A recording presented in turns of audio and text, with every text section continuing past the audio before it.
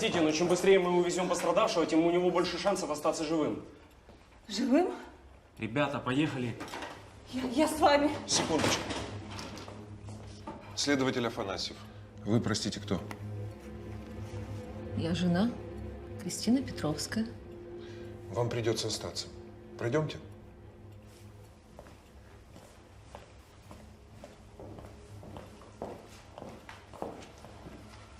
Присаживайтесь.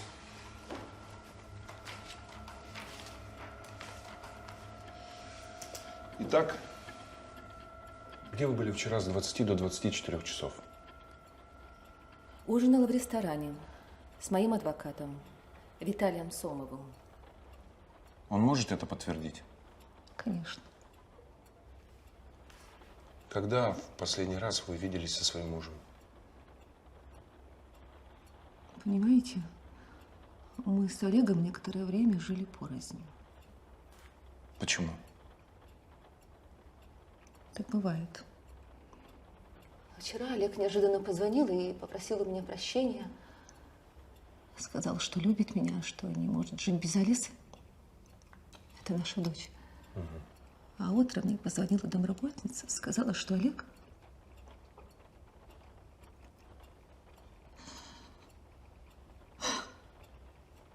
я чуть сама не умерла, пока доехала.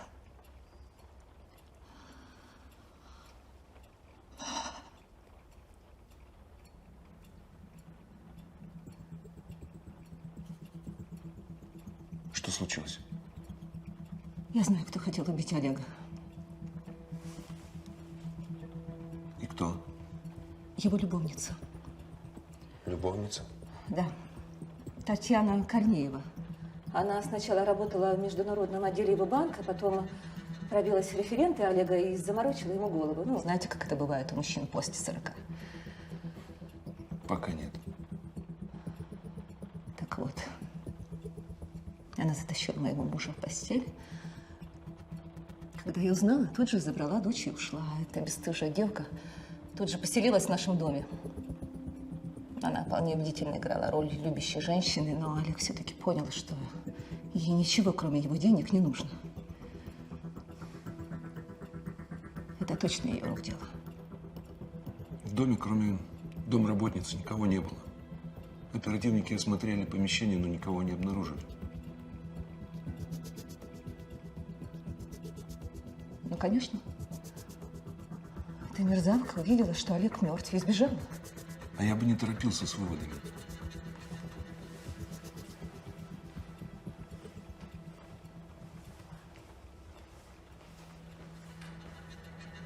Как давно вы работаете у Петровского? 7 лет. Какие отношения были у Петровского с Корнеевой? Ну, сначала вроде неплохие. Но последнее время они часто ссорились. Вот и вчера они так орали, что на весь дом слышно было. Из-за чего? Хозяин кричал, что между ними все кончено, и чтобы она убиралась из его дома. Дальше что? Я не знаю. Не мое это дело. Да и было уже часов 7 вечера, я ушла домой. А утром пришла, а там...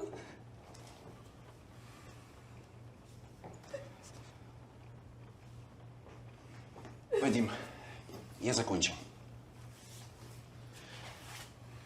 Пойдемте комнаты осмотрим.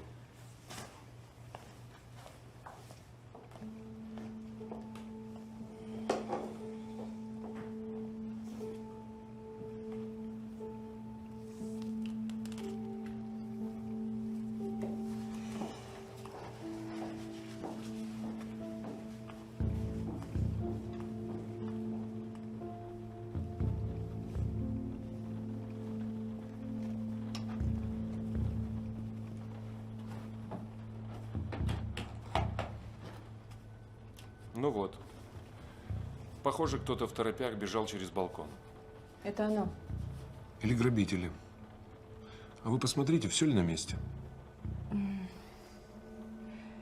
Нет. Части вещей Татьяны нет. Шкатулка с драгоценностями исчезла.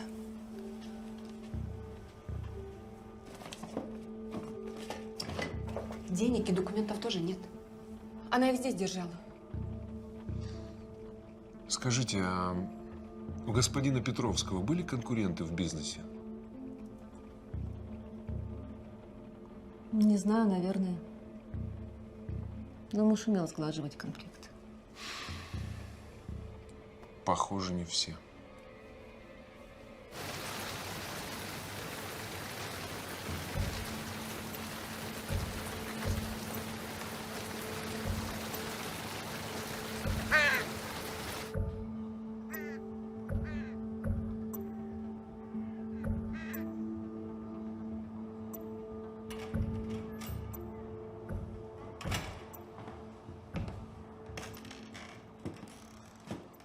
Не ложилась, что ли? Нет. Так а что, еще останешься? А можно я здесь до вечера побуду?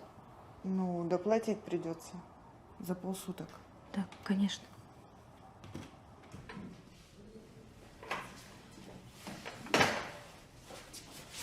Как он? Олег что-то рассказал? Господин Петровский категорически отказался давать показания. Впрочем, это его право. Олег, в этом он весь. Если только потому, что спал с этой девкой. А вы адвокат Олега Николаевича? Ну да. Он просил вас зайти. Доктор сказал, у вас есть 5 минут.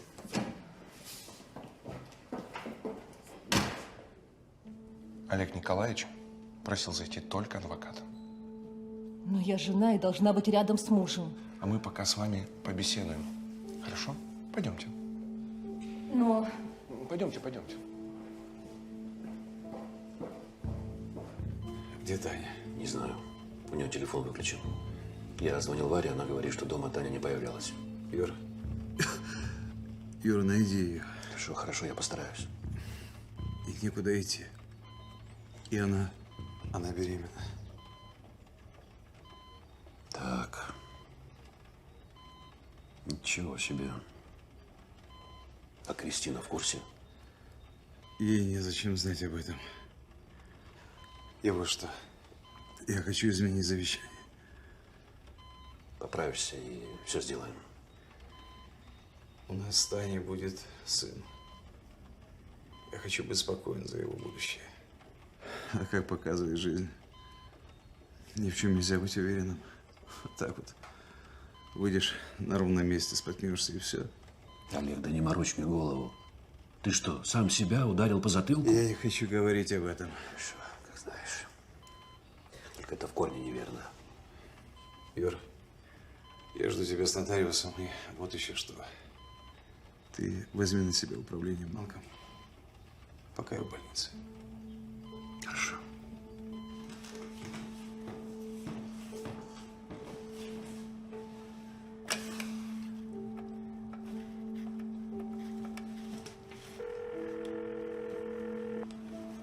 Алло. Здравствуйте. Соедините меня, пожалуйста, с Юрием Петровичем Кротовым. Юрия Петровича сегодня не будет. А, да? Звоните завтра. Ясно. Спасибо. До свидания.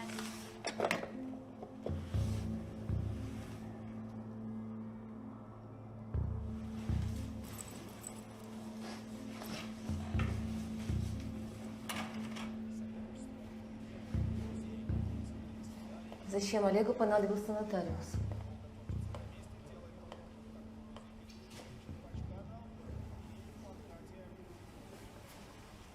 Он завещание меняет. Вот увидишь, без копейки тебя оставит. Нет, Олег этого не сделает. У нас же дочь ни души не чает. Ну, Алиске с ним достанется. А ты ничего не получишь. Вспомни, как он тебя из дома выставил. Он взбесился, когда застал нас вдвоем. Его можно понять. Ты его оправдываешь, что ли? Он не святой.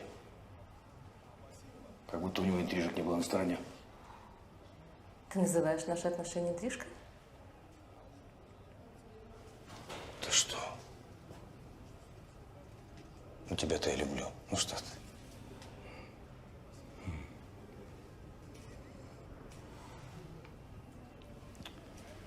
Мне просто тебя жалко. 10 лет жизни ему отдала, и что? Какая благодарность? Судебные тяжбы? Он даже не захотел половину акций на тебя переписать после развода.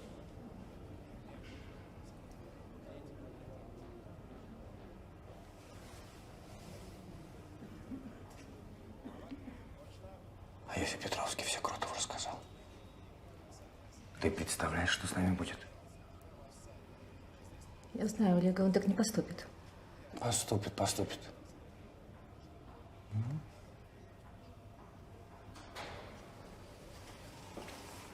Ты куда? Пойду выясню, что он задумал.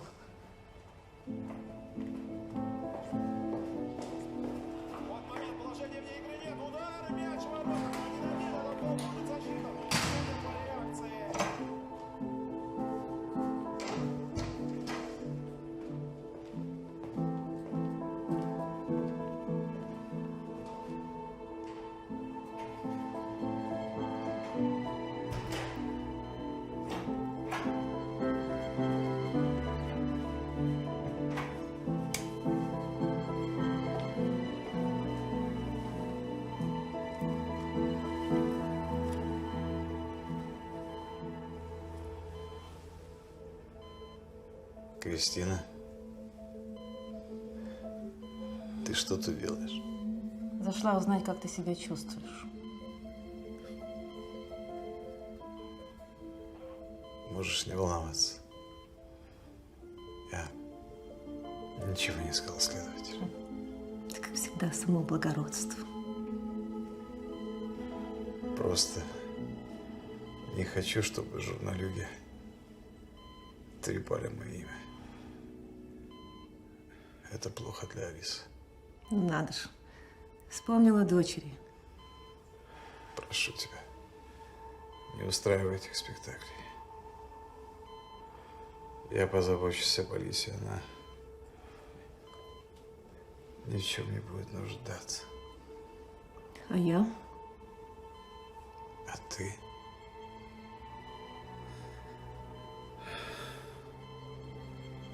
А ты при разводе откажешься от претензий на мой бизнес. И навсегда исчезнешь из нашей стадии жизни. А что, если это меня не устраивает?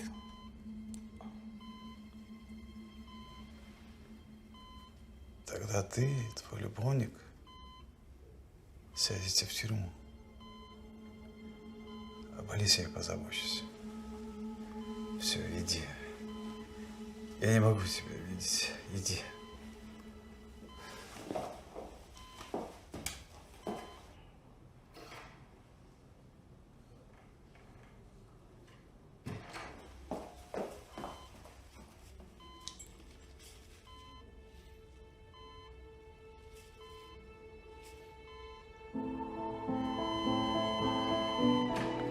Больного плохо, аппарат искусственного дыхания, быстро!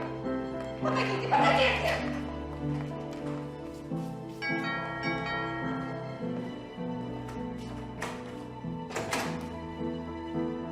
Таня?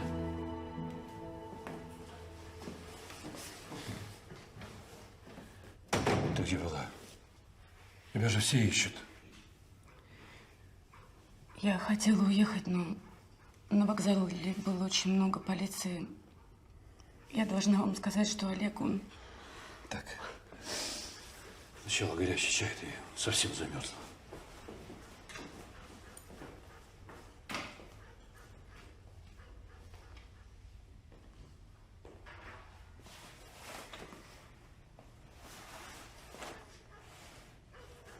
Я не убивала Олега. Вы мне верите? Я не могла этого сделать. Я люблю его. Олег жив. Он в тяжелом состоянии, да, но он жив. Успокойся. Олег обязательно выкарабкается. Вы правда в это верите? Ну, конечно. Я же был у него сегодня, говорил с ним. Он любит тебя, вашего будущего малыша. Ну, как он может вас так оставить?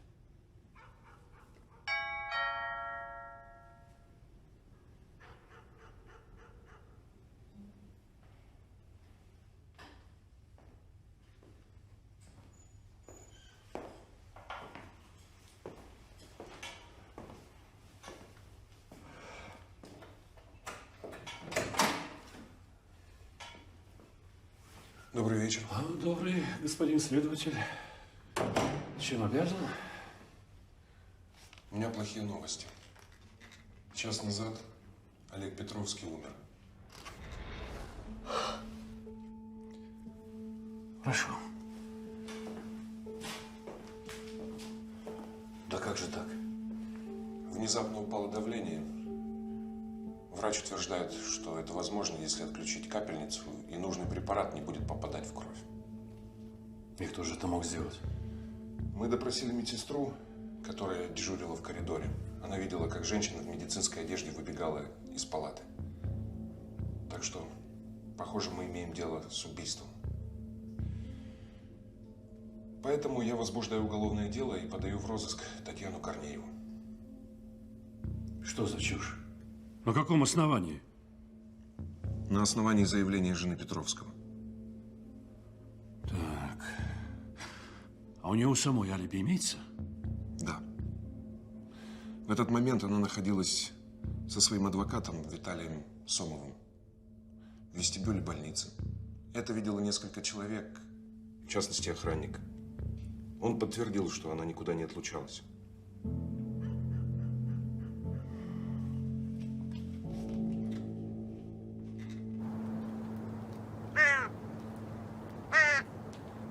Таким образом, все мое имущество делится на две равные части. Первая часть отходит моей дочери Алисе, которая сможет распоряжаться ею по истечении 18 лет. До этого времени ей назначается ежемесячное содержание под полным контролем моего адвоката Кротова Юрия Петровича. Также ей завещан дом по улице Лесная, 11. Если дом завещан Олесе, значит, мы можем здесь жить. Да. Как адвокат вдовы хочу узнать. Кто будет управлять бизнесом Петровского? Управление бизнесом будет осуществляться прежним менеджментом под моим полным контролем. Вторую часть моего имущества, включая 4-комнатную квартиру по улице Центральная, дом 7, квартира 35, а также особняк Виталии, я завещаю своему сыну, а до его совершеннолетия всем может распоряжаться его мать, Корнеева Татьяна Николаевна. Но в случае ее отсутствия или смерти я, как душеприказчик Олега. Какой еще сын? Алиса единственный ребенок Олега. На момент смерти Петровского Корнеева Татьяна Николаевна была на 4-м месяце беременности. УЗИ показала, что она ожидает мальчика. Татьяна убийца. Ее ищет полиция. Но это еще нужно доказать. Тем более, что к завещанию это имеет никакого отношения. Наследник Олега – его сын, а не Татьяна Корнеева. Это какой-то бред. Мы обжалуем это завещание в суде. Ну, это ваше право. Только я бы не советовал. Это, знаете ли, пустая трата времени и денег. К тому же… Что? Что к тому же? К тому же мне почему-то кажется, что не в ваших интересах обращаться в суд. До свидания.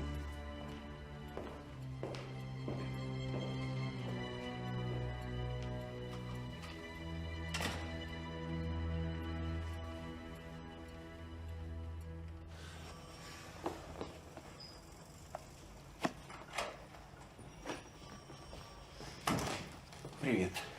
Привет. Я тут сравнил отпечатки по угону на Озерной.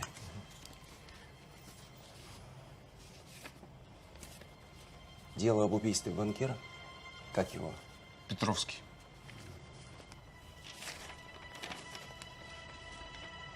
Движется? Похоже, висяк. Подозреваемая как в воду канула.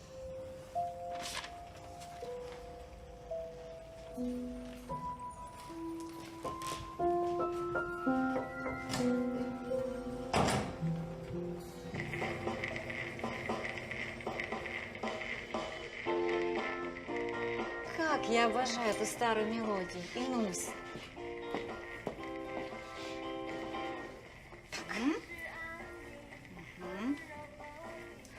Больше нитки, дерюшка, пуговицы, ленточки разноцветные. А красота-то какая получается?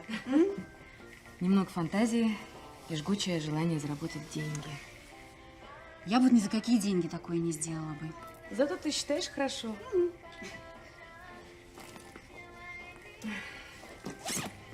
Я вообще всегда любила этим заниматься. Особенно, когда забеременела. Все время что-то шила, краила, вышивала. Курс печворка закончила. Прикольно. А я со старшим мел ела, а с младшим торты пекла. Родила, как отрезала. Ты представляешь, я с собой лоскутки даже в роддом притащила. Надо мной все девчонки в палате смеялись. Зато потом стали мои первые заказчицы. И дело так пошло. Ой, что-то я заболталась с тобой. Ой. Спасибо. А то мне еще за Никиткой идти. Привет ему передавай. Хорошо. Спасибо. Ин, хорошего дня. И тебе. Ой, простите. Простите, пожалуйста. Я возбуждаю уголовное дело и подаю Татьяну Корнееву в розыск. С вами все в порядке? Да. А мы с вами раньше никогда не виделись? Нет, вы меня с кем-то путаете.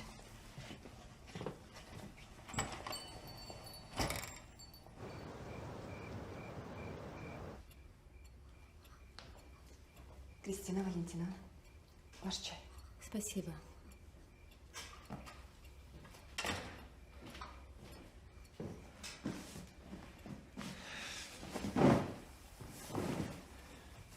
Варя, оставь нас. Черт. Виталик, что случилось? Я проиграл процесс. Сволочь, истец своими адвокатами. Всех купили, всех. А теперь клиент требует, чтобы вернул баланс. Вот так вот, все. Ну, ты не должен ничего возвращать. Ты же работал, в конце концов. Вот потрясающий аргумент. Потрясающий. Ты клиенту об этом скажи. Это уж, милый, не переживай. Ага. Ма, я в клуб. Чтобы 12 была дома. Разбежалась. Не смей мне хамить. Господи, да пусть идет, пусть гуляет ребенок. Ты во всем потакаешь. Она уже совсем мне на голову вылезла. Нет, а ты вздохнуть мне не даешь. Алиса, сделай так, Алиса, сделай это. Достала ты меня, понимаешь? Вот слышал? Слышал? И все из-за тебя. Что? Скажи, что я тебе жизнь испортил. Ну давай, скажи. Алиса, вернись! Добрый вечер.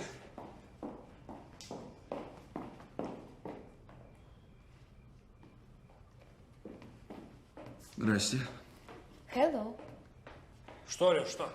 Виталий Леонидович, в машине забыли.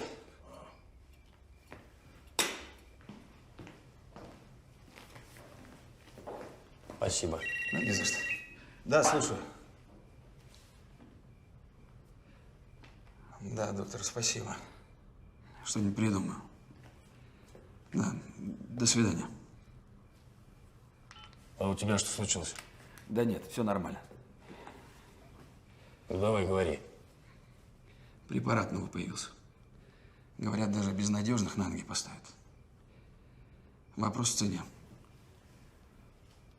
Понимаю. Я помогу тебе. Но сейчас, сам знаешь, в долгах, в шелках. Если денег не найду, вообще придется бюро закрыть. Я все понимаю, Виталий Леонидович. До свидания. Давай. Давай.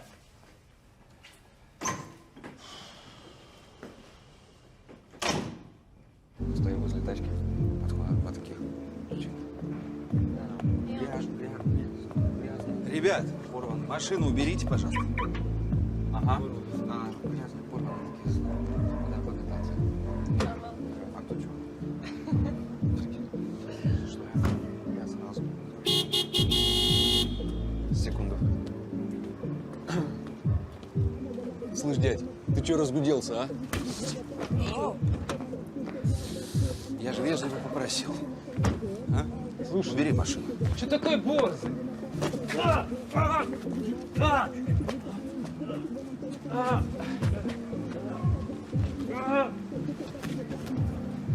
Отгоняй. Ну и что это за альфа-самец? Козел он. И кто он? Ну, какой-то Ньюман из конторы отчима. Крутой чел. Познакомил? Даже не мечтай. Это моя добыча.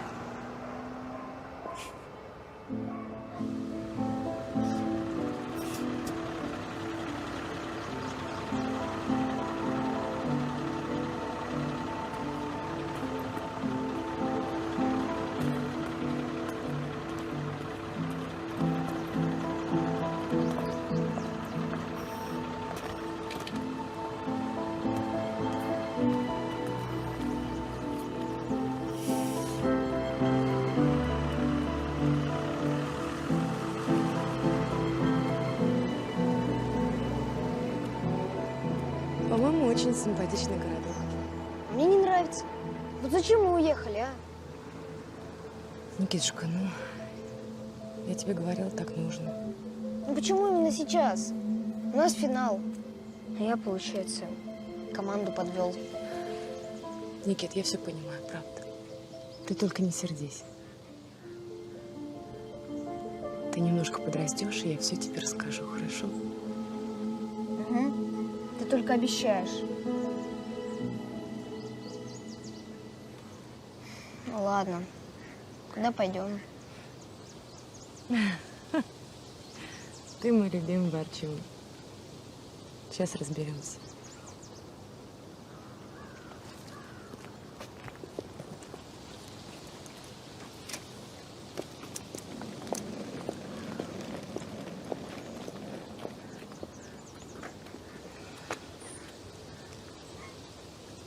Сдается 2 комнаты в просторном доме.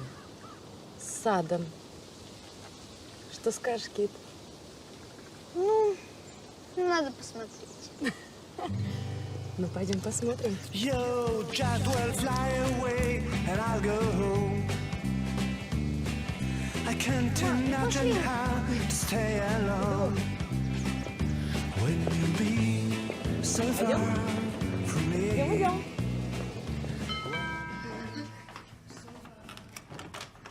Здрасте. Здрасте. А мы по объявлению. О, хорошо. Таисия, можно просто Тая.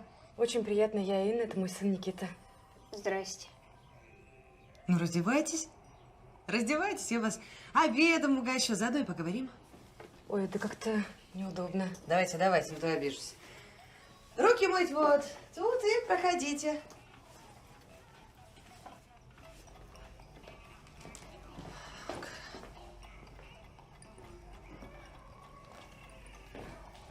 Проходите.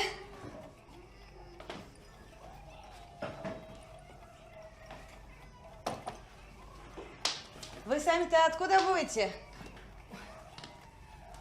Мы из Славного. Сегодня только приехали. А чё к нам? Ну, как город у вас большой, ухоженный, красивый. Это да. Присаживайтесь. Ой. А люди какие хорошие, добрые. Я сама здесь всю жизнь прожила. Вот, ну, считайте, всех в Павловске знаю. А футбольная секция у вас есть? Конечно. Сын моей подруги туда ходит. Я с ней, кстати, была на матче однажды. Там тренер такой интересный мужчина. Я с ним, конечно, не знакома, но родители и дети довольны. Ну вот. Ой, котлет. А ты ворчал. Ну что, остаемся? Угу. Ну, а чего ж не остаться? Дом такой большой, просторный. Я здесь одна живу. Муж был, но сплыл. Так, тарелочки. Таня, я в объявлении прочла, что вы 2 комнаты сдаете. Да, 2, как написано все. Только я еще вещи прошлых жильцов не успела из шкафа вынести. Они там оставили, что им не надо, я просто не успела. Да ничего страшного, у нас мало вещей, поместимся. А чистая постель, полотенце, все есть. Держите. Спасибо. Так, а если что надо будет, то говорите. Так. У вас очень уютно. Мне очень нравится. Спасибо. Тебе нравится, Кит? Ну, ничего так. Держи. Как у вас здесь с работой? Ну, это смотря с какой. Вы раньше сами-то чем занимались? А вон мои золотые руки. Она хендмейдом занимается. Секунду.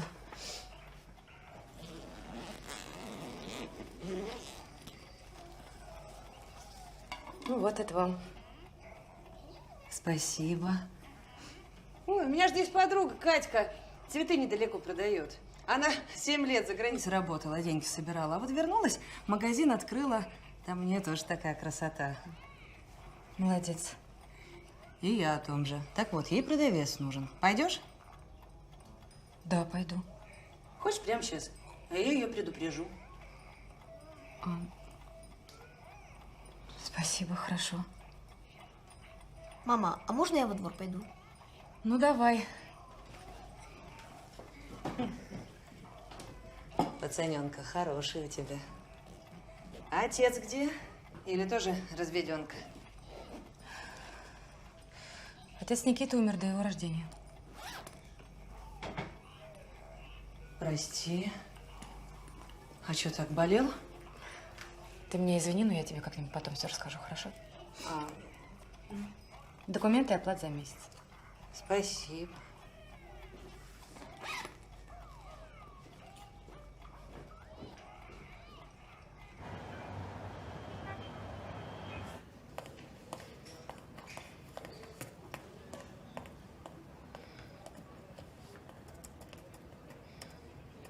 Алиска, ну а ты уверена, что отчим тебя поддержит? Ну, конечно. Он у меня. Вот где сидит. Поняла? Да ладно. У Виталика сейчас дело не айс. Поэтому ему со мной лучше дружить. Я ведь скоро банк в наследство получу. Ой, да ладно. И что ты с этим банком будешь делать? Ну, Ладка, ты даешь. А что с банком делают? М? Деньги получают. Вот сколько можно болтать? Ладно, ты сиди здесь, я быстро. Давай.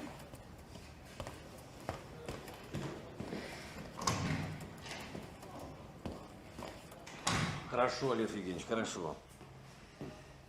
Все сделано наилучшим образом. Лично этим займусь. Да.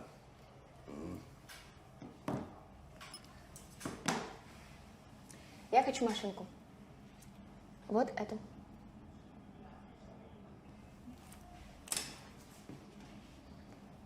Круто. Только я чем могу помочь? Мама категорически против. Говорит, у меня еще мало опыта для вождения. Ты представляешь, она запретила Кротову давать мне деньги. Ужас. Виталик, поговори с мамой. Ну, я же тебе всегда помогаю. М? Побыстрее. Да, Леш. Здравствуйте, Алис. Виталий Леонидович, вот документы по делу Серединых. Ну, отлично. Спасибо. До свидания.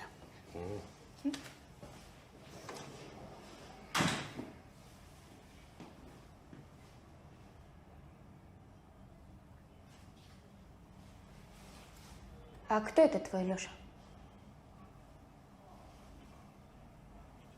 Да, Леша. Бывший следователь. Кого-то в полиции там не устроил, его уволили. Мозги, слава богу, вот перевелся в адвокатуру. Тебе зачем? Да так.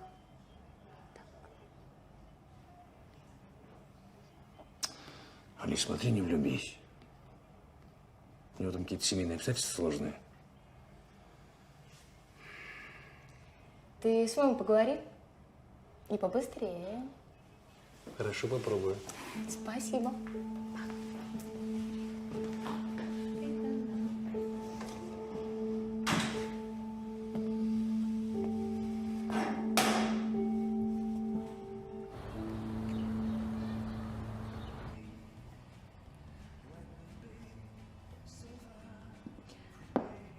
Ну вот, очень красиво. Ты училась где-то? Курсы икебану всякое заканчивала. Здравствуйте. Здравствуйте. Добрый день. Ваш заказ готов. Ой, какой красивый букет. Как раз для наших молодоженов. Спасибо большое. Секундочку. Это подарок от нашего магазина. О, прелесть. Спасибо, девочки. Теперь я ваш магазин всем буду рекомендовать. Всего доброго. До свидания. Хорошего дня. Вам тоже.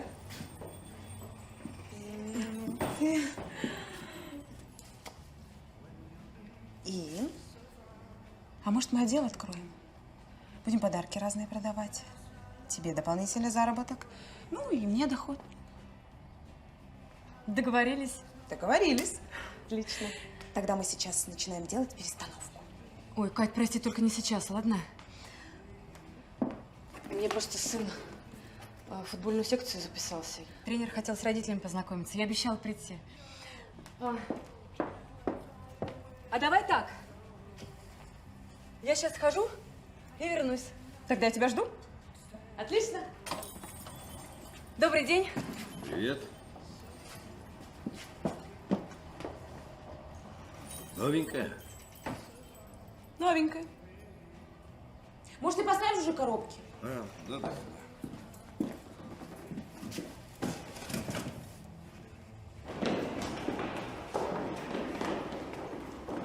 О, Игорь Михайлович, вот это моя мама.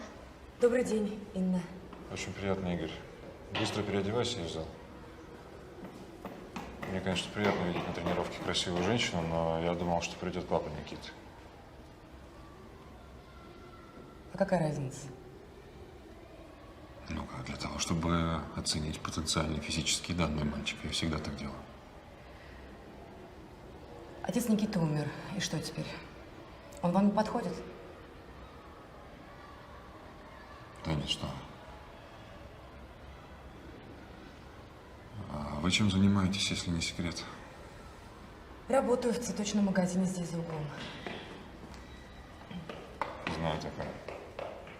Вы меня извините, мне надо идти. Возвращайся на работу. Конечно. Я вам больше не нужна? Спасибо, что пришли. До свидания. До свидания.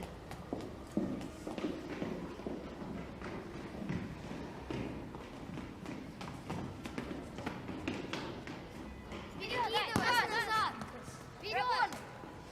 Перекидывай через себя! Ведь китай сразу!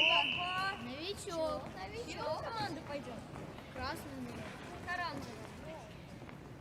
Знакомьтесь, Никита Литвиненко, ваш новый товарищ по команде. Он хоть по мячу попасть может? Ну, сейчас посмотрим. Я сомневаюсь, что он по мячу. Оранжевый налево, желтый направо. Я думаю, он на воротах будет. Давай, пас! Давай, начинаем, пас! Пас здесь! Назад! Давай, вперед, перекидывай! Перекидывай через себя! Давай! Давай ты сможешь? Да, слушаю. Я сзади! Еще! Да, понедельник, среда, пятница, конечно, приходите. Ой! Я перезвоню.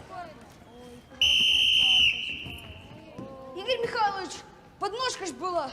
Да не было никакой подножки, меня кто-то толкнул. Да никто тебя не толкал!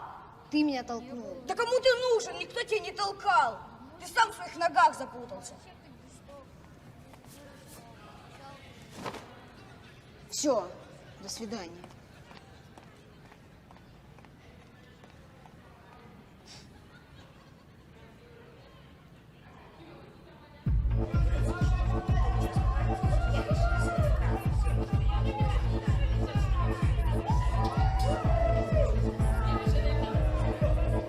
Ты посмотри на них.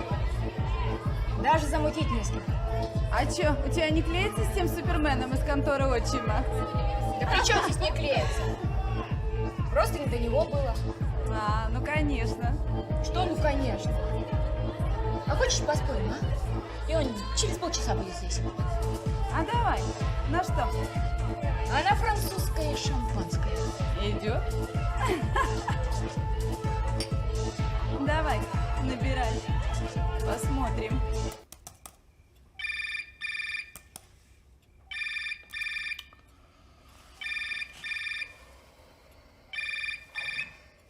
Да. Алло! Виталик! У меня проблемы. Я у Ладки, какие-то придурки спрятали мою сумку, я теперь не могу уехать. Алло, Алис. Так, передай им, что я приеду, по шее надаю. Да нет, не сработает. Нужно, чтобы кто-то реально им настучал по голове. Слушай, Виталик, а пускай твой Алексей приедет, а? Так, не выдумывай, Алис. Ну, пожалуйста.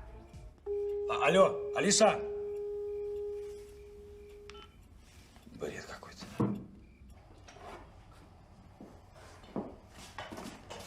О, через 20 минут сериал. На сегодня хватит. Я не люблю бросать дело на полпути. Ну, если тебе так не вмоготу, оставайся. Только закроешь все сама, хорошо? Будет сделано, мой генераль. Пока. Пока.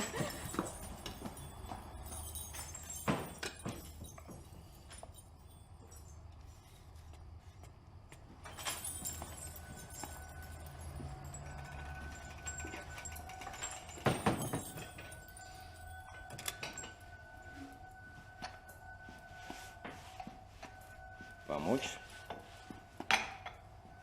Нет, спасибо. Слушай, бросай ты это грязное дело. Давай пойдем в кабаке посидим, или хочешь в кино сходим. Мне это неинтересно, спасибо. Ну ладно. Посмотрим, как оно дальше пойдет. Вы что, с ума сошли? Какие мы нервные. Не подходи. А чё так? Чё так? Катька говорила, что ты вдова. А чё ж ты от нормального мужика шарахаешься? А вы нормальные? Я-то да. А вот ты, небось, сама свела своего мужика в могилу.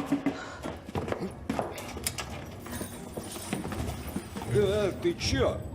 Твоя баба, что ли? Еще раз рот откроешь, зубов не досчитаешься.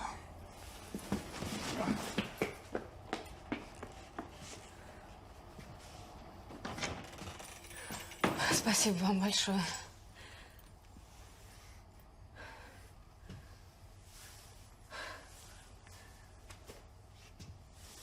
Вам цветы? Да нет. Я про Никиту вашего пришел поговорить. Но вижу, что вас нужно домой проводить. Спасибо вам. Спасибо.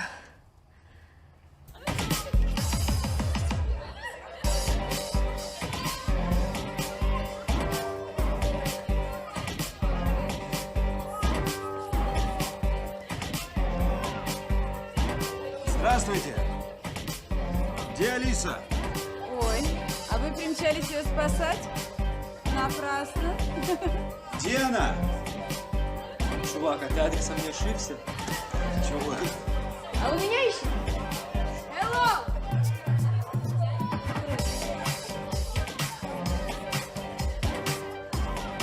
Виталий Леонидович попросил вам помочь отсюда выбраться. А зачем выбираться-то? Здесь и так весело. Давайте потанцуем. Я обещал вас привезти, поэтому поехали. Оу, окей. А что вы скажете на то, если я приглашу вас на чашечку кофе? Скажу спасибо и откажусь. Почему? Потому что я не смешиваю работу и все остальное.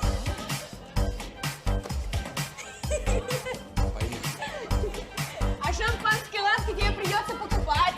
Французское. Заметано. Ну, футбол – это командная игра. Если Никита не найдет общий язык с ребятами, у нас ничего не получится. Что ж делать? Дайте мне для начала телефон тренера Никиты в Славном, и я уточню у него некоторые моменты. А вот этого не надо. И давайте с вами договоримся, что вы будете учить Никиту играть в футбол, а я буду заниматься его воспитанием. Хорошо? Хорошо, конечно. Спасибо вам большое, что вы меня проводили. До свидания.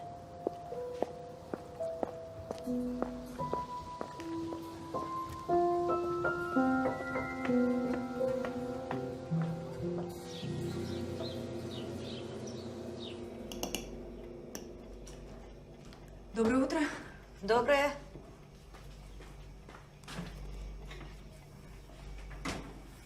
Иночка, а кто это тебя вчера вечером провожал? Игорь Михайлович, Никитин тренер. Ты его сама рекомендовала.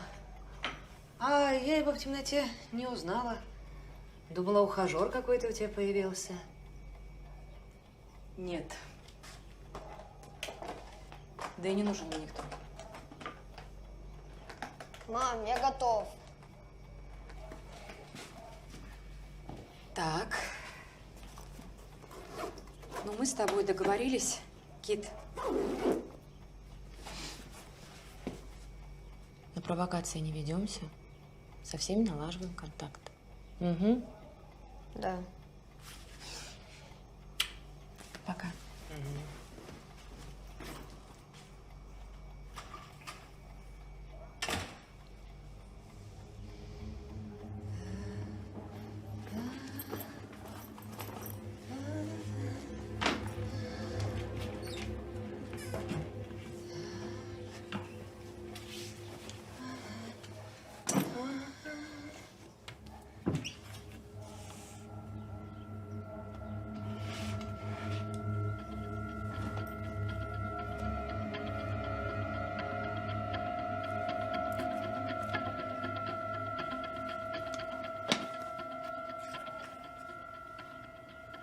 Корнеева Татьяна Николаевна.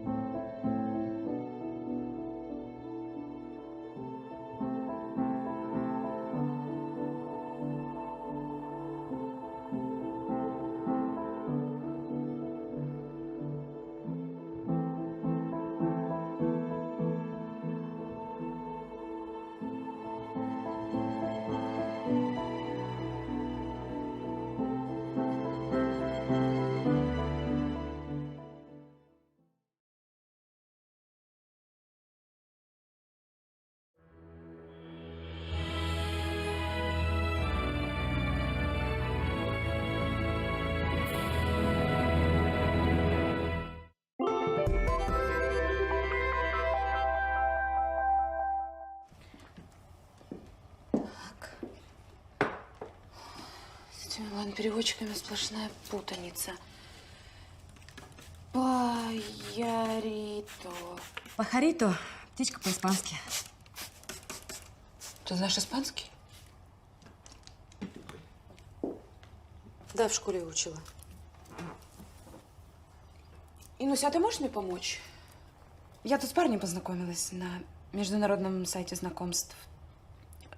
Красавец, 35 лет, живет в Барселоне.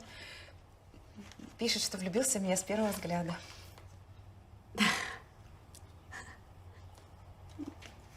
А ты что, не веришь в любовь с первого взгляда? Нет, почему же? Верю. У меня так и было. Моему Хисусу нравится, что я такая деловая, умная, в то же время нежная, романтичная. Хисус на вас. Красавец, да? Переведи письмо, пожалуйста. А я пока покупателя обслужу. Здравствуйте, ваш букет готов.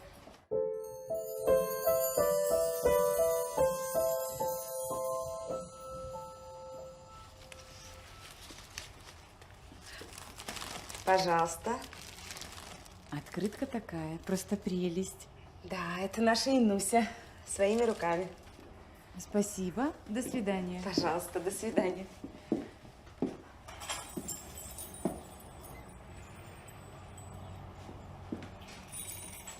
Катя, а у Хисуса свой цветочный бизнес?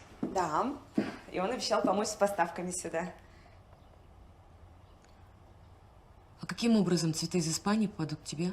Ну, я перешлю Хисусу нужную сумму. Он все закупит, отправит контейнером и сам приедет следом. Ты что, ему деньги уже перечислила? Нет еще. А что? Понимаешь, скорее всего, мошенник твой Хисус. С чего ты взяла? Я зашла на твой сайт знакомств, и тут несколько женщин на форуме пишут про мужчину, испанца, который предлагает совместный бизнес, очаровывает, выманивает деньги и исчезает. Представляется он разными именами. А при чем тут мой Хисус? Ну, посмотри сама.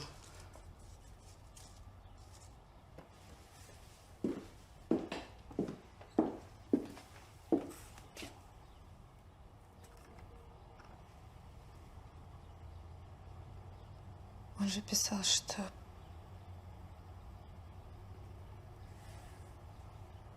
Какая же я доверчивая дура.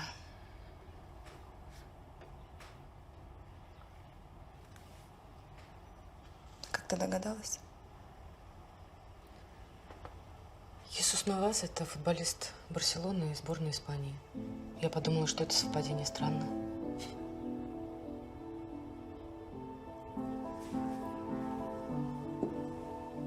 Откуда только ты все знаешь?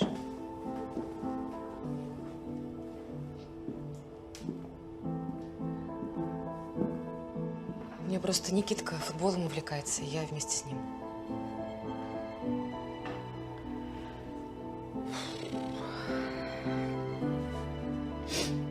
Ин, спасибо большое, что спасла меня и мой цветочный бизнес.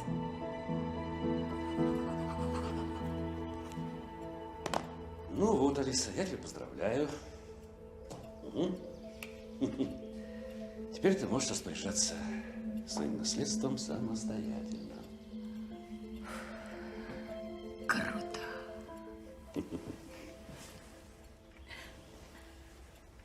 А продам-ка я все, а? И махну на Карибы. А что? Пить коктейли, плавать в бирюзовом море и ни о чем не думать. Не мели ерунды.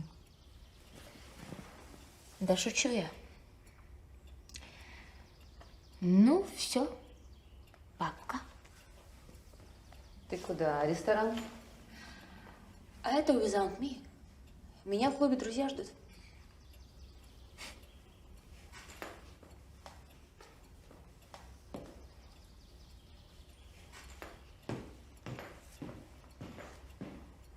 Да пусть идет. У нее же день рождения.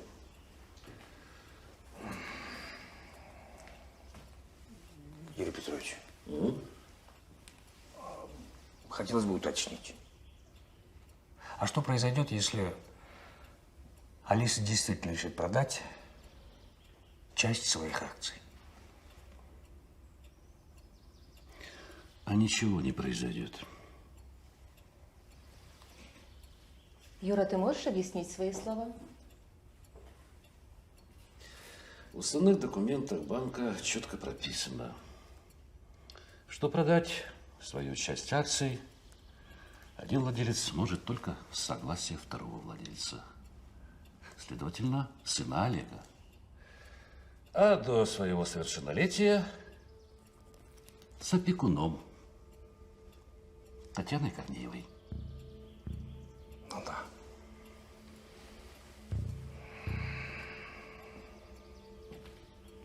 Трогай меня. Ну и где они? Их же так и не нашли. Да и девка эта могла умереть. В случае смерти одного наследника все активы переходят ко второму наследнику. Но пока этот факт официально не подтвержден, все его имущество находится под моим правлением. Ой, да если б не вы, мы бы еще 5 лет назад добились признания их смерти. И тебе они живыми не очень-то нужны. Иначе бы ты их искал. Кто тебе сказал, что я их не искал? Олег доверил мне защищать свой бизнес и права своих наследников. Я это делал, делаю и буду делать. Ах, какое благородство! А мне кажется, что тебе очень выгоден неопределенный статус Татьяны. Ты хорошо греешь руки на половине наследства Петровского. Я не хочу продолжать этот бессмысленный разговор. Всего доброго.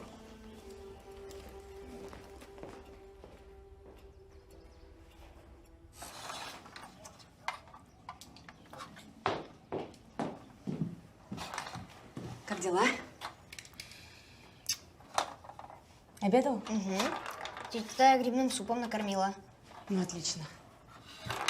А еще она спрашивала, есть ли у нас родственники и почему умер папа.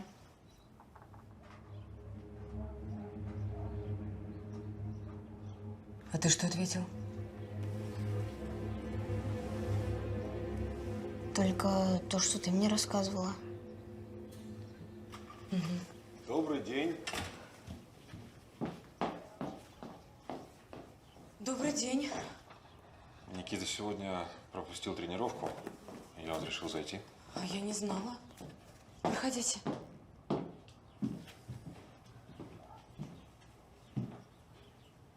Привет. Ты не заболел? Кит, Игорь Михайлович говорит, что тебя на тренировке не было. Мы же с тобой договорились.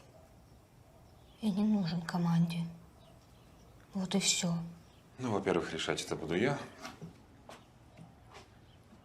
А во-вторых, давай завтра обсудим возникший конфликт с ребятами. Уверен, мы сможем договориться. Идет? А, я как раз ужин хотела готовить. Не хотите к нам присоединиться? С удовольствием. Привет. Привет.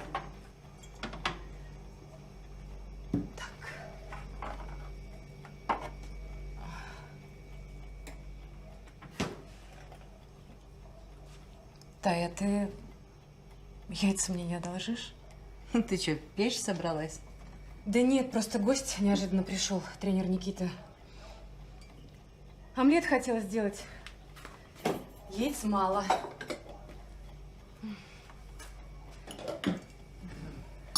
То есть вчера провожал, сегодня кормишь. А что завтра будет? Да ничего. Я тебе говорила, что мне никто не нужен. Хочешь сказать, что после смерти мужа за 10 лет у тебя никого не было? Ну, почему были? Только ненадолго, несерьезно. Главный мой мужчина в жизни – это Никита. Кто гостя омлетом кормит? У меня он плов вкусный. Тань, да не надо. Чего? Надо, иди давай, зови гостей, буду на стол накрывать. Давай, давай, давай. Вот смотри.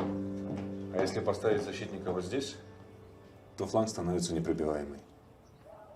Прикольно. Ну что, выиграете чемпионат города?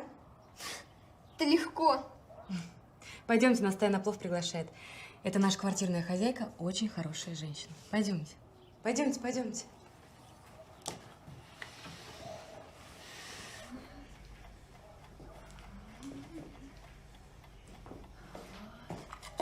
Вот, знакомьтесь. Это… Таисия, Тая, можно. Игорь, очень приятно. Давайте к столу, а то плов остынет.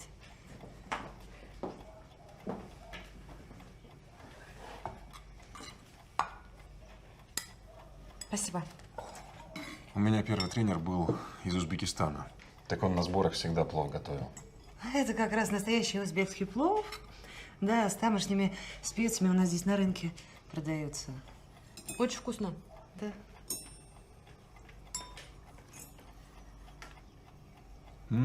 Правда, очень вкусно.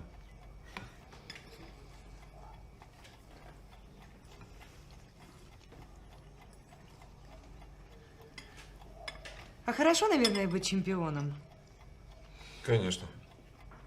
Только для этого нужно пахать и пахать. Да, Никит? Да, наверное. наверное. В любом деле, чтобы достичь успеха, надо пахать. Да что вы все о работе. В жизни так много интересного. Наверное. Но когда мои мальчишки побеждают, я вижу восторг в их глазах. Я понимаю, что важнее этого в жизни ничего нет. Как вы красиво сказали. Хотите еще плов? Нет, спасибо. Почему не понравился? Нет, понравилось-то. Все очень вкусно, правда. Просто мне нужно идти сочинять кричалки для болельщиков к матчу. А у меня с этим туго.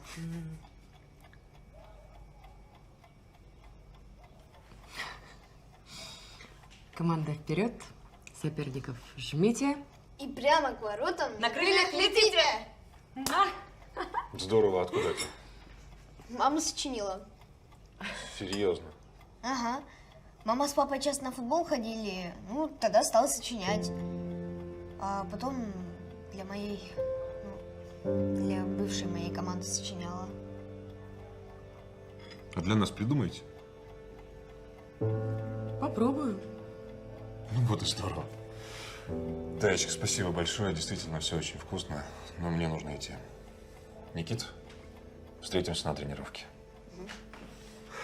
До свидания. Всего доброго. До свидания.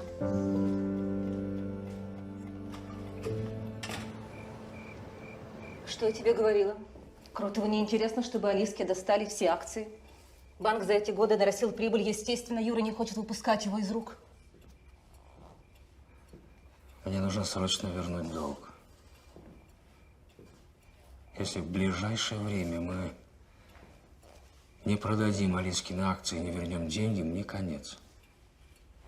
И что нам делать? Получить подтверждение смерти Татьяны и ее сынка. И мы давно могли это сделать. Но ты же тогда тратиться не захотела. Ты разве не помнишь, сколько запросил у нас частный детектив? Это без каких-либо гарантий. Но мы упустили время. Ты упустила время. А теперь нужно все делать очень быстро.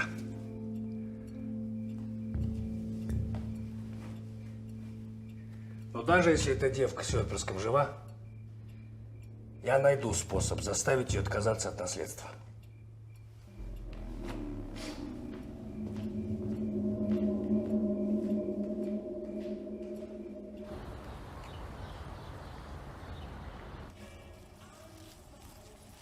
Ой, Нусь, как же мне с тобой повезло. У магазина прям второе дыхание открылось. Да не хвали ты меня, а то зазнаюсь. Здравствуйте. Здравствуйте. Девушки, а вы подберете мне букет? Обязательно. По какому поводу и какие цветы предпочитаете?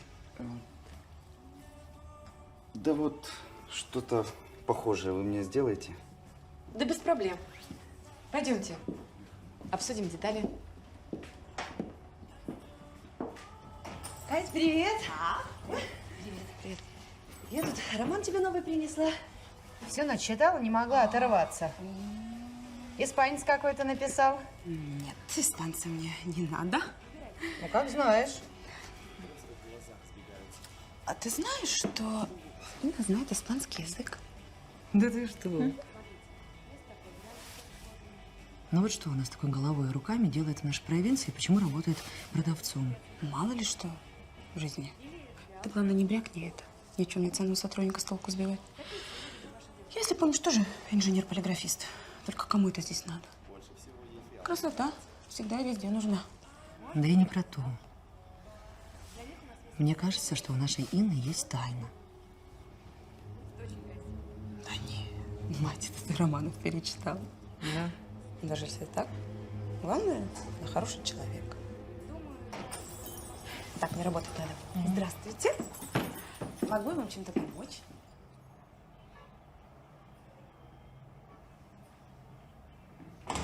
Виталий Леонидович, вызывали? А, да, Леш, заходи.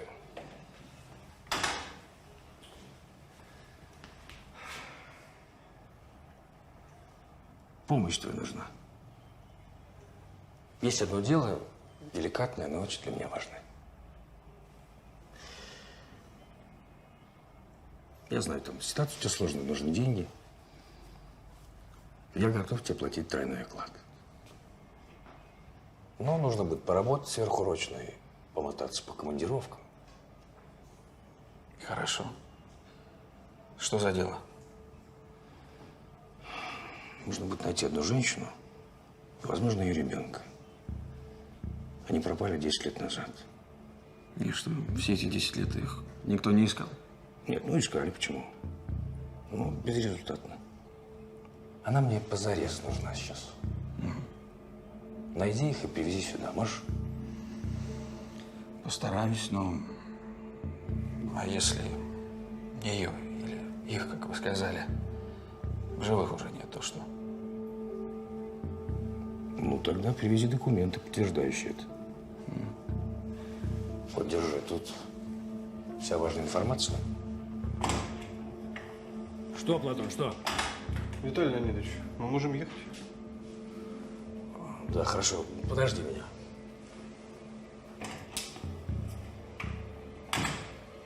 Ты же понимаешь, что информация конфиденциальная. Конечно, Виталий Леонидович, конечно. Виталик, позвонили из автосалона. Можно машинку забирать? Поехали, а то я еще боюсь за руль садиться. Слушай, ну я не могу. Прости, у меня важная встреча. Так, ну, может, тогда Алексей?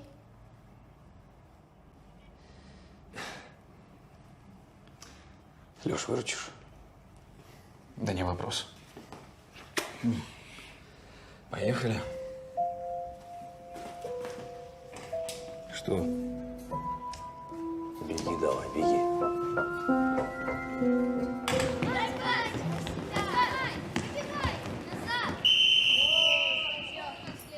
Никита, иди сюда. Ну вот видишь, поговорили, нашли общий язык с ребятами. Сразу игра пошла. Ну, да, спасибо вам.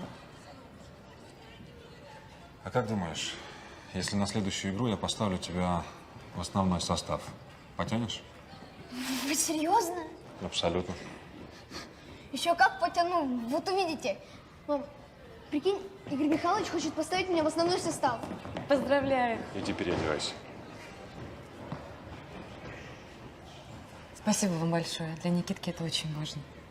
Работа тренера – это не только учить по мячу бить, как некоторые считают. Игорь, вы простите меня. Я была не права. Кстати, а как ваша команда называется? Комета. Но это еще до меня придумали, честное слово.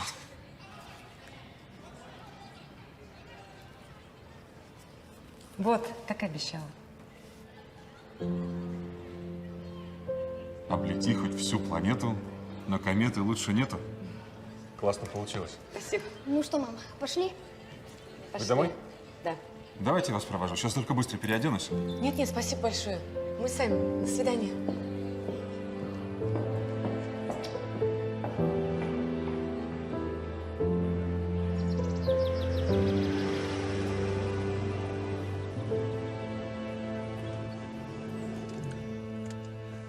Ну вот.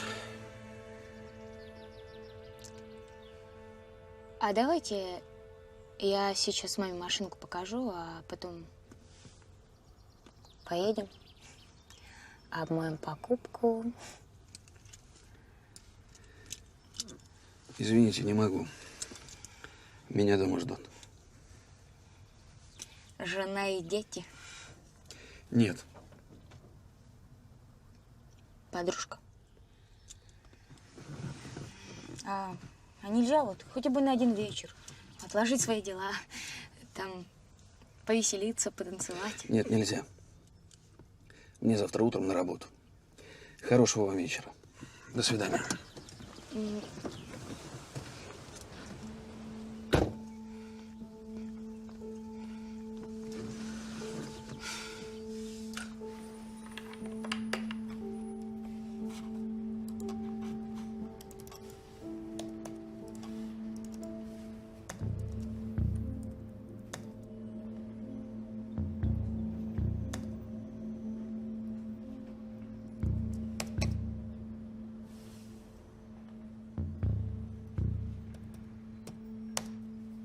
Что с тобой Вадим Андреевич сделал-то до конца не довел?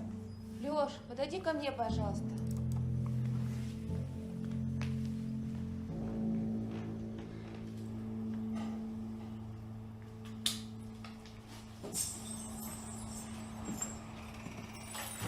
Инночка, привет. Привет. А у вас есть луковицы гиацинтов? Хочу перед домом посадить. Да, сейчас.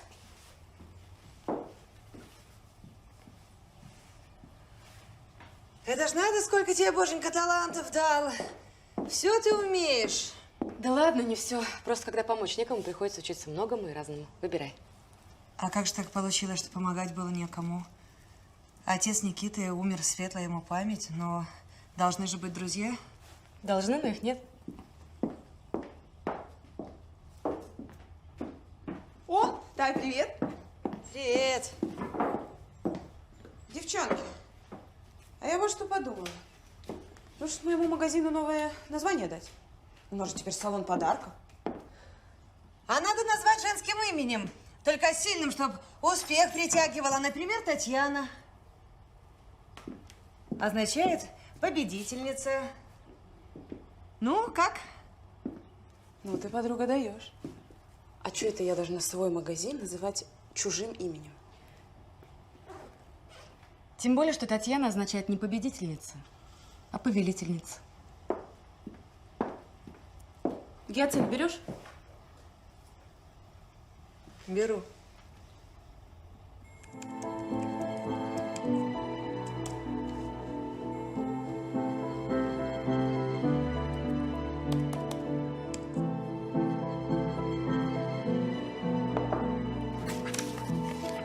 Ну что ж, подключим прессу.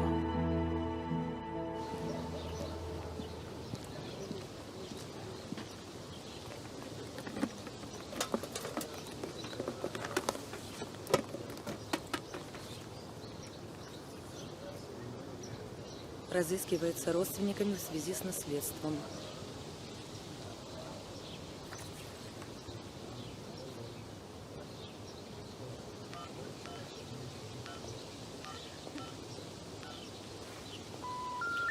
Здравствуйте. Алло? Оставьте свое сообщение после звукового сигнала. Здрасте. У моей квартирантки Инны Литвиненко находится паспорт. На имя Татьяны Корнеевой. Да, сама Инна похожа на нее, и у нее есть 9-летний сын. А мой дом находится по адресу... Вот. Ну, молодец, Леш. Вот я другого от тебя не ожидал. Спасибо, Виталий Леонидович. Спасибо. Просто повезло, но паспорт – это не человек, и надо точно убедиться, является ли Инна Литвиненко Татьяной Корнеевой. О, согласен. Ну, тогда поезжай и разберись на месте. Только я прошу тебя, не спугни. Ты же читал досье. Сбежит, как 10 лет назад. Может, он до сих пор в розыске. Держи. Заработал. Спасибо. Остальное, когда закончишь дело.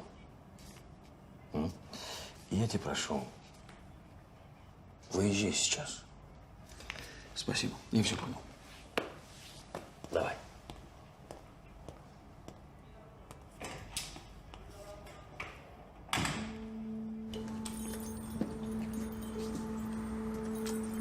Вон она выходит. А ничего такая. Давай, Петюнь. Удачи, брат. Какая встреча. Не составите мне компанию? Сходим в кафе, выпьем, поговорим. Нет, спасибо. У меня нет времени, меня дома сын ждет. Пусти. Ты че? Да пусти! Ты че? Да Успокойся, пусти ты! успокойся. Пусти! Тебе понравится, обещаю. Тихо, тихо, спокойно. Ты зачем девушку обижаешь, а? Слышь ты, шалупень, ты на кого рот открываешь, а? Тихо, тихо. Я тебя ща ушлепка покромсаю. Спокойно.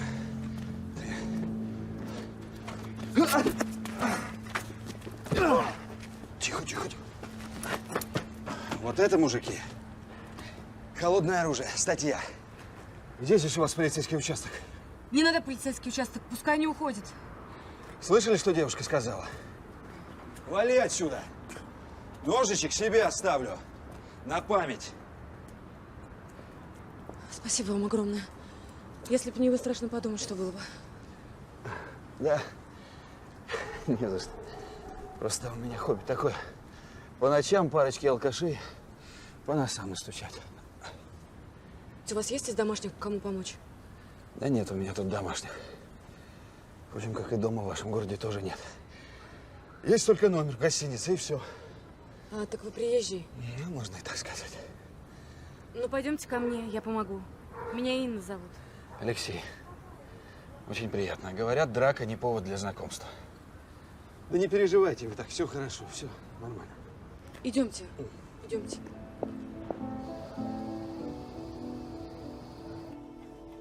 Проходите, раздевайтесь.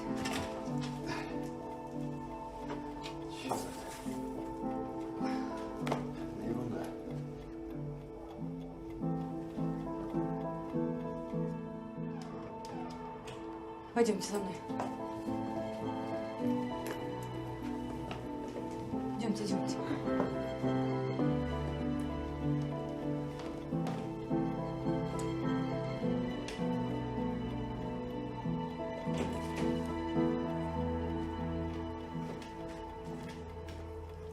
У вас снова гости?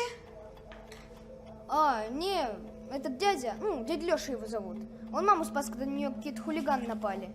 А они его поранили. Какой кошмар. А что за хулиганы?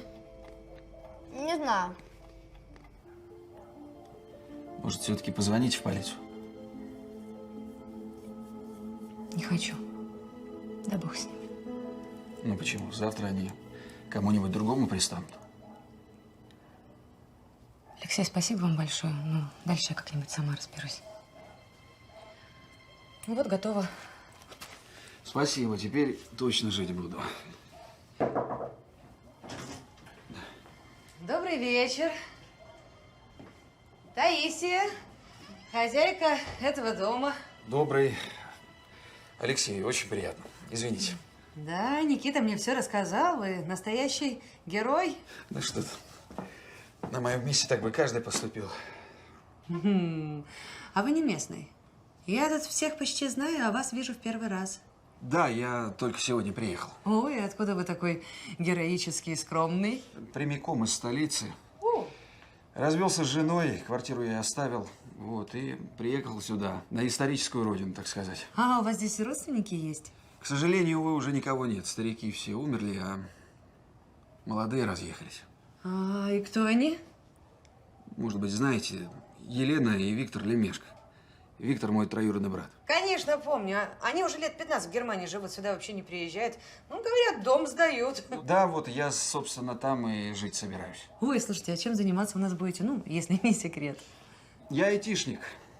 Занимаюсь программным обеспечением. Вот. Буду работать удаленно. Ой, я как раз компьютер собиралась покупать. Может, поможете разобраться? Конечно, без проблем. Мам, чайник закипел. Алексей, хотите, пойдемте пить чай?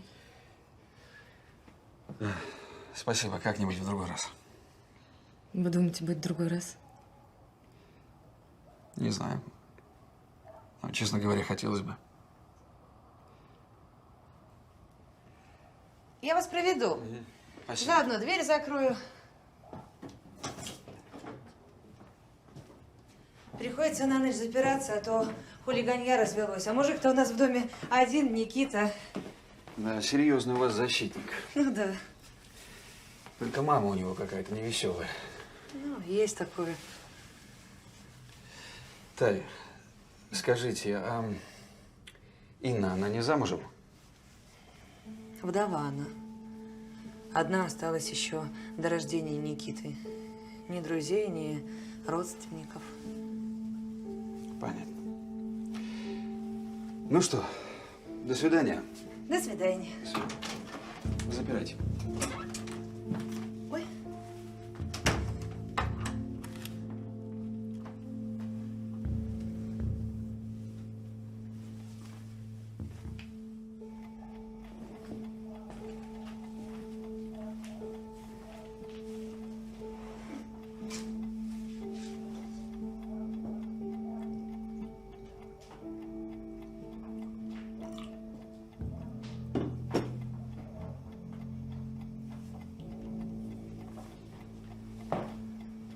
Инночка, чайку хочешь?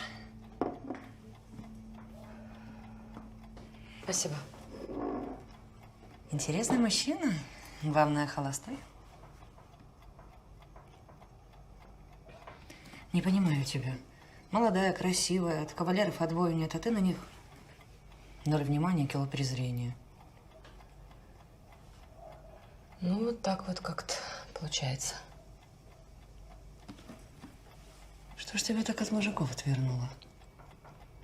Может, муж покойный обижал? Муж?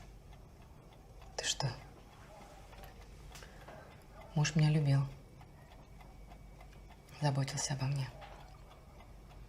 Все желания выполнял. Он мне часто повторял. Все будет хорошо, и верь мне.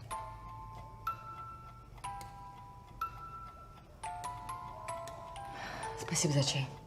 Спокойной ночи. Спокойной. Верь мне.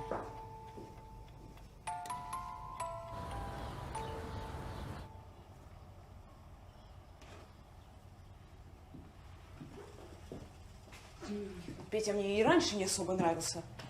Бабник и дурак. Но теперь все. Увольняю к чертовой матери. Спасибо тебе.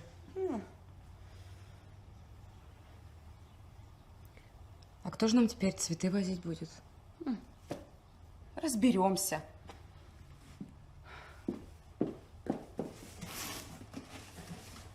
Что мы?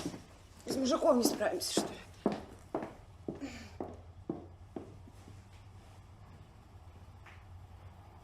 Да справимся, конечно. Здравствуйте, Виталий Леонидович. Да, привет, Леш. Вы посмотрели фотографии Литвиненко и ее сына? Нет, я не смотрел фотографии. Лечу на судебное заседание. Ты мне скажи, ты паспорт Корнеева видел? Тетка звонившая не обманула? Пока не успел. Я только вчера вечером на контакт вышел. Ну, по первому впечатлению. Эта Литвиненко может быть Татьяной? Очень сложно сделать однозначный вывод. Ладно, хорошо. Посмотрю фотографии, тебе перезвоню. Давай.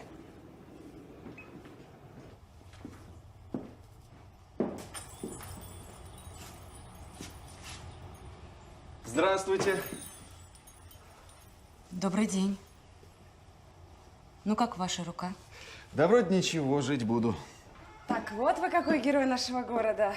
Я Катя. Алексей, очень приятно. Я в полном восхищении. Инна мне все рассказала. Да ну что вы, перестаньте. Инна, я вот что подумал. Может быть, мне сегодня вас до дома проводить?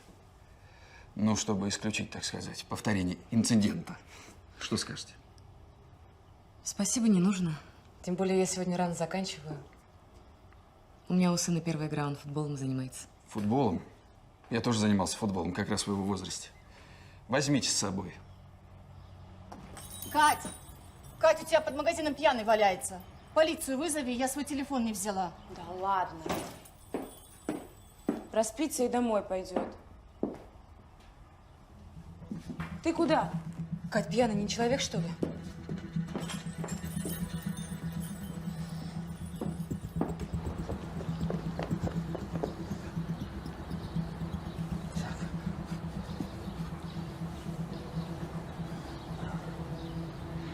Есть у кого-нибудь что-нибудь сладкое? Конфеты или что-то есть у кого-нибудь? Ты что, думаешь, ему закуска нужна? У человека диабетическая кома, ну-ка. Нужно срочно что-нибудь сладкое под язык. Так, мужик, спокойно. Скорую вызывай, скорее. Щитка одна сломана. Все хорошо.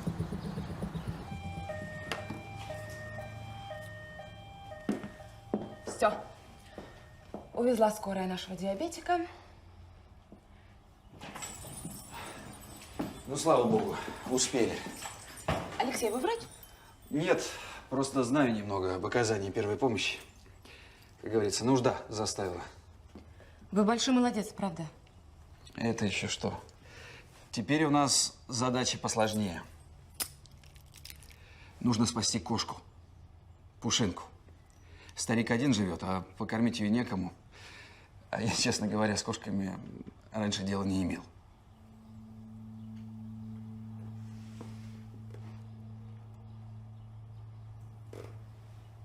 Вы что, хотите, чтобы я ее покормила?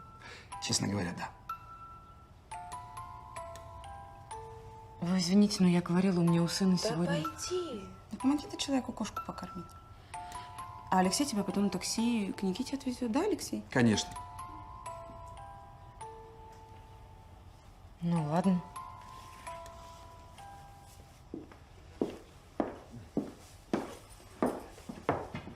Давайте я помогу. Спасибо. Прошу.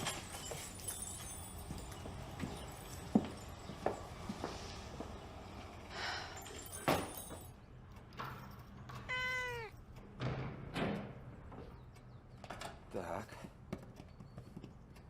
Ага, побежала. Я на кухню.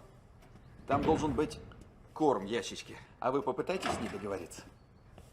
Попробую. Пушинка, Пушинка, ты где? Иди сюда.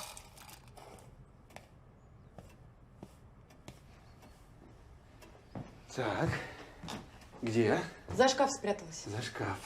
Кс-кс-кс-кс-кс. Пушинка. Кс-кс-кс-кс-кс. Да. Едой мы ее обеспечили. Продержится как-нибудь.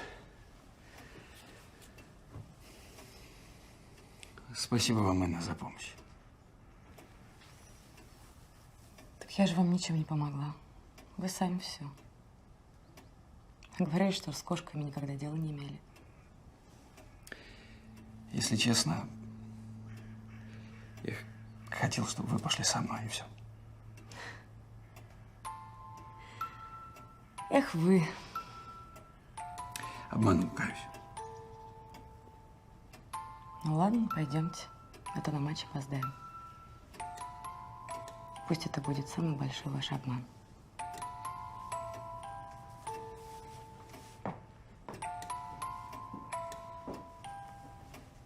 Облети хоть всю планету, но кометы лучше нет. Облети хоть всю планету, но кометы лучше нет. Облети хоть всю планету, но... Литвиненко, ты?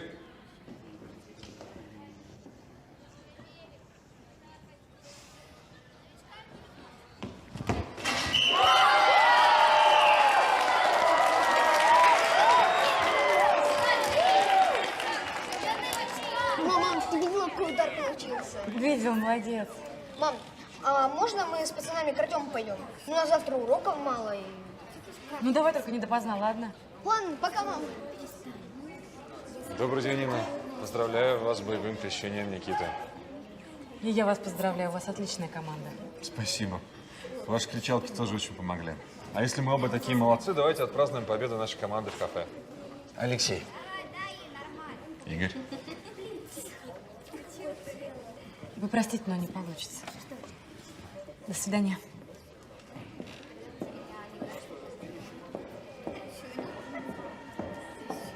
Вот интересно, что нужно сделать, чтобы стать любимчиком тренера? Ну ты как маленькая.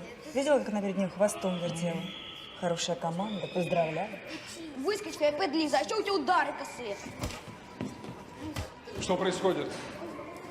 А ну прекратите. Еще раз такое повторится, оба вылетите из команды.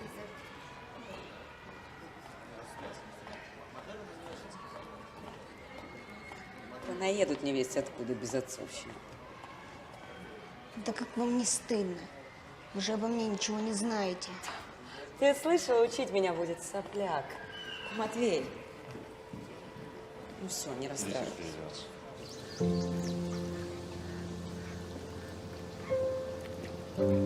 Чай черный, самый обычный. А я такое люблю.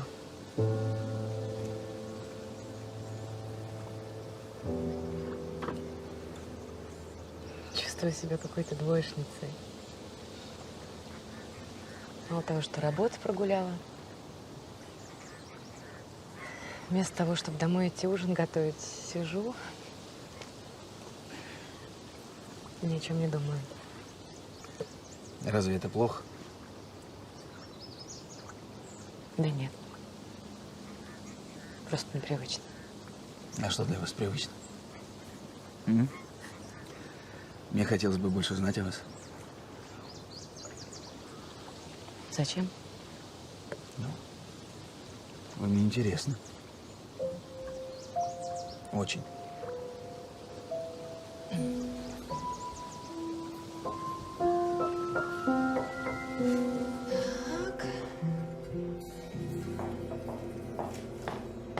Привет. Привет.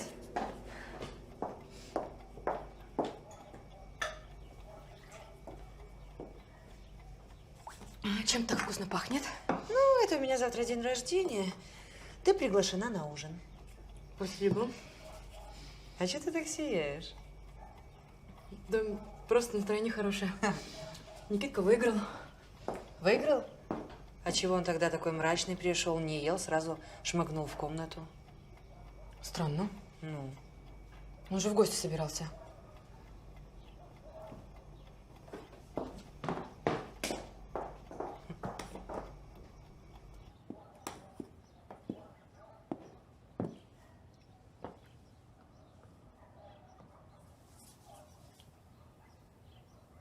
Что случилось?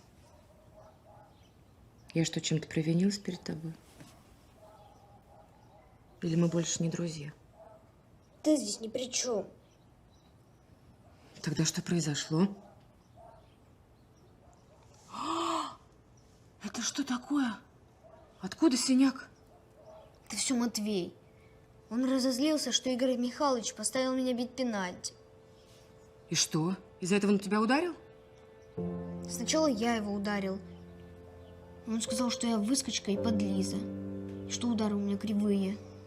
Даже если он не прав. Это не повод распускать руки. А он не прав.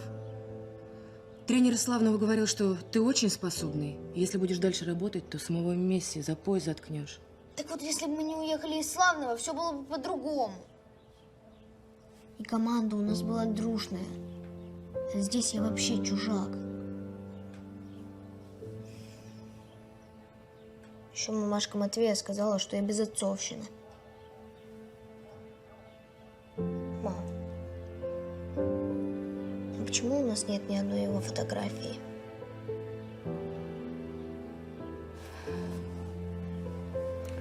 Сын, я не хочу тебе врать. Выдумать всякие небылицы. Но и правда не могу пока сказать.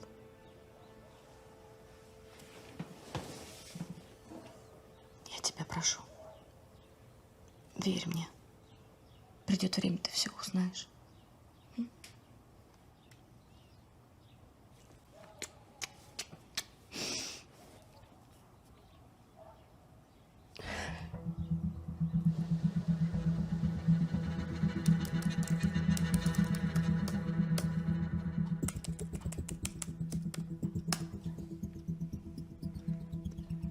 Жена банкира Петровского уже не скрывает свой роман с молодым адвокатом. Черт.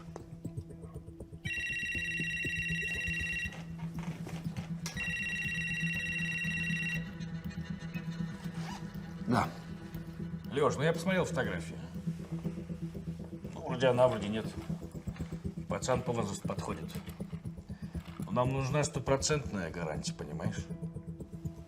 Так что давай активизируйся там. Это Инна. Очень закрытый человек. К ней нелегко подобраться. Лёш, мне что, учить тебя как женщину себя вести, что ли? Ну, стань для нее мужиком номер один. Пусть она тебе сама все на блюдечке выложит. Давай, действуй. И раздобудь мне паспорт Корнеевой. Хорошо. Давай.